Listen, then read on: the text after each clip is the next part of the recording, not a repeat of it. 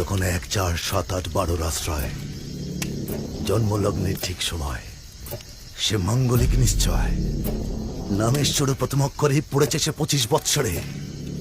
এমন কন্যা খুঁজে পেলে তবে সকল বিপদ দূর হবে।